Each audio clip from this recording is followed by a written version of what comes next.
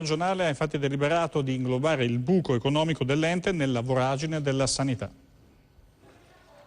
Dopo la chiusura dei laboratori di Belluno, Vicenza e Rovigo più Padova, i lavoratori ARPAV, l'Agenzia regionale per la prevenzione e protezione ambientale del Veneto, avevano inscenato una manifestazione proprio nella città del Santo contro un provvedimento che, a loro parere, depaupera il territorio di risorse fondamentali in termini di tutela del suolo, dell'aria e delle acque. Decine di dipendenti sono stati nel frattempo ricollocati, annullando però di fatto professionalità preziosissime. Protesta contro una situazione originata dal buco gestionale del precedente direttore Andrea Drago, qualcosa come 35 milioni di euro, sotto il cui peso è rimasto schiacciato anche l'attuale numero 1, Carlo Emanuele Pepe. Protesta culminata nel cosiddetto ARPAV Day di lunedì 17 giugno a Padova, come detto, che ha sortito gli effetti desiderati dal momento che il Consiglio regionale Veneto ha approvato una delibera in cui si inserisce proprio lo spaventoso citato ammanco nel più esteso deficit della sanità regionale,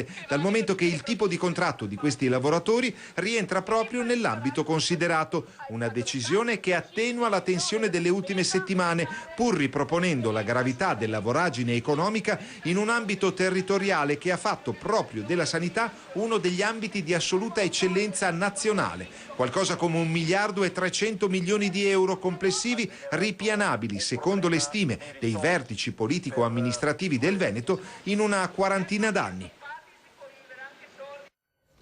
Da domani a domenica, Prato della Valle a Padova ospita